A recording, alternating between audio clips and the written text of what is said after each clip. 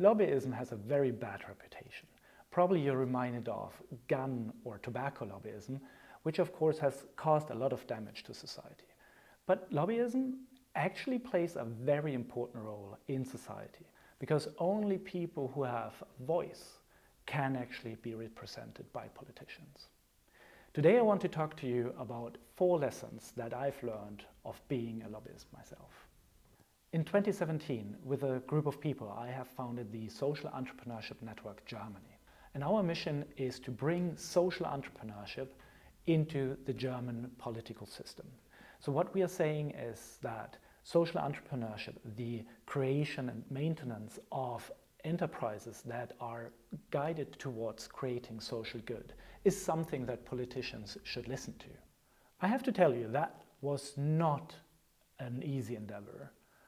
Social entrepreneurship was largely unknown within politics. Politicians didn't really know what that means. It's an English term that German politicians struggled with to pronounce and understand. And to go to politicians and tell them, yeah, sure, the economy is very important and all of the economic actors are very important. There's actually a subgroup of enterprises that are doing tremendous job in creating social impact. And they were not really ready, or it wasn't easy to actually convince them that social entrepreneurship is something that's important for a society, largely because they didn't know it and there were very little enterprises, social enterprises, that served as examples for politicians. So they didn't really come in contact with social enterprises and they therefore didn't quite understand the concept behind it. How can an enterprise actually create common good or social impact while also retaining profits? That was a strange concept for most politicians. So what we set out is to talk to politicians and bring them to understand what it actually means and why it's important for society. And there are 4 things that, in my opinion, were cornerstones to get social entrepreneurship into the heads of politicians. And now, 8 years later, actually they have listened to us, and 2 ministries in Germany are working with social entrepreneurship and also social innovation. So if you have created a solution for a social issue or societal challenge, chances are high that you will need politics in order to solve some of the problems that lead to this issue, to make way for your solution, to support that kind of solution. Many solutions in the education space, for instance, need politicians because, well, schools are run by the state. Most of them, at least. So if you want to change anything in the educational space, in the educational system, then you will need politicians to support your idea, to support your solution. That's why it's important to understand how lobbyism actually works and what you can do in order to convince politicians to support you, to support your solution. The first lesson that I've learned is that you have to create something so that they listen, that they actually listen. So either you have a large group of people or organizations behind you. So the very first thing that we did as the Social Entrepreneurship Network Germany was to take on members, right? We created an organization, a non-profit organization, and then we let these social enterprises become members in our organization. And therefore, or thereby, the politicians saw that it's not just us talking to them, it's not just these, 8, 9, 10 people that have this kind of idea, which we think is important, but behind us is a bunch of organizations that feel the same way.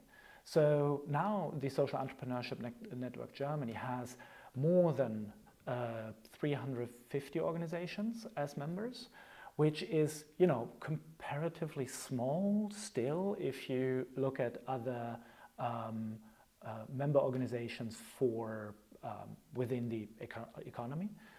But it is enough for politicians to listen, because they know there's 350 organizations behind the person that I'm talking to right now. So maybe I should listen. Maybe this is something important. What you could also do to draw attention of politicians towards your problem and also solution is to create happenings, such as a demonstration, for instance, where you bring people together, or a strike. Or you could also do a social media happening where a lot of different organizations come together and just splash messages about your social issue, the social issue that you want to solve, into the media, and thereby creating attention. Another way to create attention is to create data. Data is crucial for politicians. Without data, they are feeling uncomfortable of making decisions. So what we did is we created a monitor, which is a fancy word for a publication where you have a lot of data made beautifully. It might not be enough to just get the message out there. What we've learned, and that's lesson number 2, is that we actually have to find the right politicians. You see, politicians work in different areas and with different topics. Some work with economics, for instance, or with education, or with homelessness. In order for your solution to take hold and politicians to actually get into action, to create laws and to create funding programs, you need to find the right person. So set out and look in the political parties and in government who is the right person to talk to. Lesson number 3, we learned the hard way.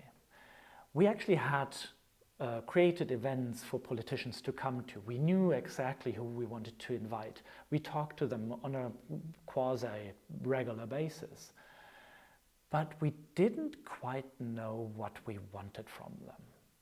And that created this difficult situation where they said, yeah, sure, that sounds like fun, social entrepreneurship, we can definitely support that. But what do you want me to do? But we didn't really have a clue what we wanted from them. Do we want to have certain programs? Did we want for them to change certain laws? Was it institutions that needed change? Was it ministries that should support social entrepreneurship?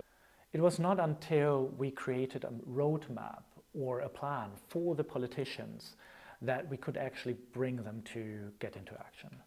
So we told them, you know what? We need social entrepreneurship to be located in ministries. It is something that's happening everywhere. So the social ministry and the ministry for the interior and the ministry for migration, everybody has to kind of work with the social entrepreneurship, because social entrepreneurship is not just one single topic. Social entrepreneurs want to solve a lot of different issues in society. But we needed a ministry to talk directly to. And after a lot of work, we found that the Ministry of Economics and the Ministry for Innovation here in Germany was the right ministries where to locate social entrepreneurship. One thing that is really, really important when we talk about lobbyism is that normally we think about lobbyism on the national level. Right? So we go to the national government, to national politicians, and we try to bring our message to them. But actually, there's a lot of different layers to politics. Here in Germany, we have the national level, but also we have the federal level, which is very, very important in our federal system here in Germany. And also, under that, even smaller, we have the communal level. And for many of the issues that social entrepreneurs faced here in Germany, it was not only on the national level that we had to be active, it's also on the federal level. So think about data, happenings, events, how you can really bring the attention to politicians. So if you enjoy this kind of information, because maybe you want to become a change maker yourself, or you just find it interesting, subscribe, leave a like, leave a comment. All your questions are welcomed. I will try to answer them all. And yeah, I'm looking forward to you next time. Bye.